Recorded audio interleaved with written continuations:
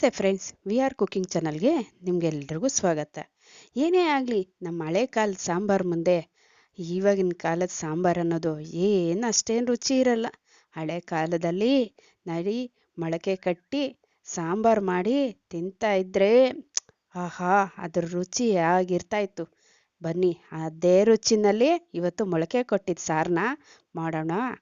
ಹಾಗೆ ಹೆಲ್ಪ್ಫುಲ್ಲಾಗೂ ಇರುತ್ತೆ, ರುಚಿಯಾಗೂ ಇರುತ್ತೆ. ನೋಡಿ, ಅರ್ಧ ಕೆಜಿ ಮೊಳಕೆ ಕಾಳುಗಳು ತಗೊಂಡಿದ್ದೀನಿ. ಅಂದರೆ ಕಡಲೆಕಾಳು, ಹೆಸರು ಕಾಳು ಹಾಗೆ ಅಲಸಂದೆ ಕಾಳನ್ನ ಮೂರೂ ಒಂದು ದಿವಸ ನೆನೆಸ್ಬೇಕಾಗತ್ತೆ. ಒಂದು ನೈಟ್ ನೆನೆಸಿ ಒಂದು ದಿವಸ ಮೊಳಕೆ ಕಟ್ಟಬೇಕಾಗತ್ತೆ.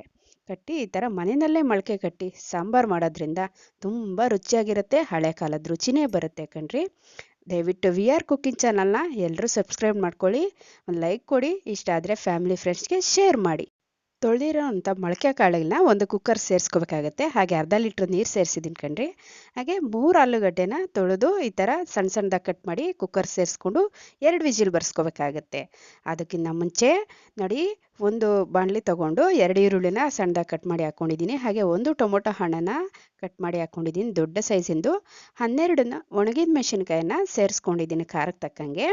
ಹಾಗೆ 1 ಇಂಚು ಶುಂಠಿ ಹಾಗೆ 4 ಬೆಳ್ಳುಳ್ಳಿ ಪೀಸ್ನ ಸೇರಿಸ್ಕೊಂಡು 2 ಟೀ ಸ್ಪೂನ್ ಎಣ್ಣೆ ಸೇರಿಸ್ಕೊಂಡು ಫ್ರೈ ಮಾಡಿಕೊಂಡು ಮಸಾಲೆ ರುಬ್ಕೋಬೇಕಾಗತ್ತೆ ಕಣ್ರಿ. ನೋಡಿ, ಮಸಾಲೆಗೆ 1 ಕಪ್ನಷ್ಟು ಕಾಯಿ ತುರಿ ಅಂದರೆ ತೆಂಗಿನ ತುರಿ, ಹಾಗೆ ಅರ್ಧ ಹಿಡಿಯಷ್ಟು ಕೊತ್ತಂಬರಿ ಸೊಪ್ಪು, 4 ಲವಂಗ, 1 ಇಂಚು ಚಕ್ಕೆ ಸೇರಿಸ್ಕೊಂಡು, ಹಾಗೆ 1 ಕಪ್ಪು ಕಾಳು ಬೇಯಿಸ್ಕೊಂಡಿರ್ತೀವಲ್ಲ ನಾವು, ಆ 1 ಕಪ್ ಕಾಳನ್ನ ಮೊಳಕೆ ಕಾಳನ್ನ ಸೇರಿಸ್ಕೋಬೇಕಾಗತ್ತೆ.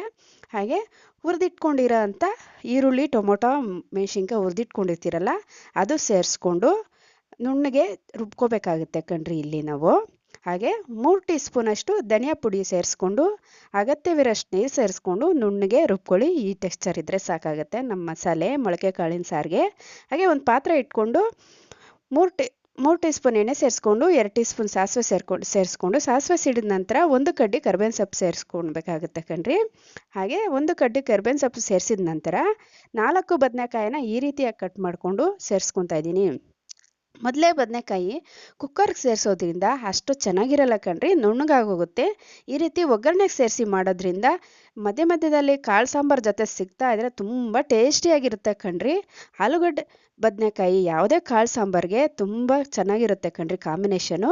ನೋಡಿ, ಸ್ವಲ್ಪ 5 ನಿಮಿಷ ಫ್ರೈ ಆದಮೇಲೆ ಬದನೆಕಾಯಿ ರುಬ್ಬಿರೋ ಅಂಥ ಮಸಾಲೆ ಸೇರಿಸಿ ಆ ಜಾರ್ ತೊಳೆದು ನೀರು ಸೇರಿಸ್ಕೊಂಡು ಒಂದು 5 ನಿಮಿಷ ಕುದಿಸ್ಕೋಬೇಕಾಗತ್ತೆ ಕಣ್ರಿ. ಯಾಕಂದರೆ ಬದನೆಕಾಯಿ ಸ್ವಲ್ಪ ಬೇಯಬೇಕಲ್ವ, ಅದಕ್ಕೋಸ್ಕರ 5 ನಿಮಿಷ ಕುದ್ದಿದ್ದಾದಮೇಲೆ ನೋಡಿ, 1/4 ಟೀ ಸ್ಪೂನಷ್ಟು ಅರಿಶಿನ ಸೇರಿಸಿದ್ದೀನಿ. ಅರಿಶಿನ ಎಲ್ಲ ಸೇರಿಸಿದ ನಂತರ ಒಂದ್ಸರಿ ಮಿಕ್ಸ್ ಮಾಡ್ಕೊಳ್ಳಿ. ನಿಜಕ್ಕೂ ಕಣ್ರಿ, ಈ ಮೊಳಕೆ ಕಟ್ಟಿದ ಸಾಂಬಾರಂತೂ ಇಂಥದಕ್ಕೆ ಕಾಂಬಿನೇಷನ್ ಅಂತಲ್ಲ, ಮುದ್ದೆಗೆ, ಬಿಸಿ ಬಿಸಿ ಅನ್ನಕ್ಕೆ, ಚಪಾತಿಗೆ, ದೋಸೆಗೆ ಎಲ್ಲದಕ್ಕೂ ಚೆನ್ನಾಗಿರುತ್ತೆ ಕಣ್ರಿ. ಹಾಗೆ ನೋಡಿ, ಬೇಯಿಸಿಟ್ಕೊಂಡಿರೋಂಥ ಮೊಳಕೆ ಕಾಳು ಆಲೂಗಡ್ಡೆನ ಈ ಟೈಮಲ್ಲಿ ಸೇರಿಸ್ಕೊಂಡು ಮಿಕ್ಸ್ ಮಾಡ್ಕೊಬೇಕಾಗುತ್ತೆ ಕಣ್ರಿ. ತುಂಬ ರುಚಿಯಾಗಿರುತ್ತೆ ಕಣ್ರಿ. ಈ ಮೊಳಕೆ ಕಾಳಿನ ಸಾಂಬಾರು ಈ ರೀತಿ ಮಾಡೋದ್ರಿಂದ ತುಂಬ ರುಚಿಯಾಗಿರುತ್ತೆ. ವಿಡಿಯೋನ ಕೊನೆಯವರೆಗೂ ನೋಡಿ, ಟ್ರೈ ಮಾಡಿ ನೋಡಿ ಅಂತ ಕೇಳ್ತೀನಿ. ಹಾಗೆ ರುಚಿಗೆ ತಕ್ಕಷ್ಟು ಉಪ್ಪು ಸೇರಿಸಿ ಮಿಕ್ಸ್ ಮಾಡ್ಕೋಬೇಕಾಗತ್ತೆ. ನೀವು ಟೆಕ್ಸ್ಚರ್ ನೋಡಿಕೊಂಡು ನೀರು ಸೇರಿಸ್ಕೋಬೇಕಾಗುತ್ತೆ ಕಣ್ರಿ. ಎಲ್ಲ ಸೇರಿಸಿದ ನಂತರ 10 ನಿಮಿಷ ಕುದಿಸ್ಕೊಂಡ್ರೆ ಸಾಕು. 10 ನಿಮಿಷ ಕುದಿಸಿದ ನಂತರ ನಮ್ಮ ಸೂಪರ್ ಟೇಸ್ಟಿಯಾಗಿರೋವಂತಹ ಹಳೆ ಕಾಲದ ಹಳ್ಳಿ ರುಚಿಯಲ್ಲಿ ಮೊಳಕೆ ಕಾಳಿನ ಸಾಂಬಾರು ಸಿದ್ಧವಾಗುತ್ತೆ ಕಣ್ರಿ. ಇಡ್ಲಿಗೆ, ದೋಸೆಗೆ, ಪೂರಿಗೆ, ಚಪಾತಿಗೆ, ರೊಟ್ಟಿಗೆ ಇಂಥದಕ್ಕೆ ಅಂತಲ್ಲ ಕಣ್ರಿ, ಎಲ್ಲದಕ್ಕೂ ಚೆನ್ನಾಗಿರುತ್ತೆ ಕಣ್ರಿ ಈ ನಮ್ಮ ಮೊಳಕೆ ಕಾಳಿನ ಸಾಂಬಾರು. ನೋಡಿದ್ರಾ ಎಷ್ಟು ಕಲರ್ಫುಲ್ಲಾಗಿ ಬಂದಿದೆ, ಎಷ್ಟು ಟೇಸ್ಟಿಯಾಗಿರುತ್ತೆ ಅಂದರೆ ನೀವೇ ಹೇಳ್ತೀರಾ, ಇನ್ನೊಮ್ಮೆ ಮಾಡ್ತೀರಾ, ವಾರಕ್ಕೆ 2 ಸರಿ ಮಾಡ್ಕೊತೀನಿ ಅಂತ ನಾನು ಸಜೆಸ್ಟ್ ಮಾಡ್ತೀನಿ ಕಣ್ರಿ. ಆರೋಗ್ಯಕ್ಕೂ ಒಳ್ಳೆಯದು, ಪ್ರೋಟೀನ್ ಯುಕ್ತವಾಗಿರುತ್ತೆ ಕಣ್ರಿ ಮೊಳಕೆ ಕಾಳಿನ ಸಾಂಬಾರು. ಮಕ್ಕಳ ಬೆಳವಣಿಗೆಗಂತೂ ತುಂಬ ಒಳ್ಳೆಯದು, ಡಯಟ್ ಮಾಡೋರ್ಗಂತ ಇನ್ನೂ ಒಳ್ಳೇದು ಕಣ್ರಿ.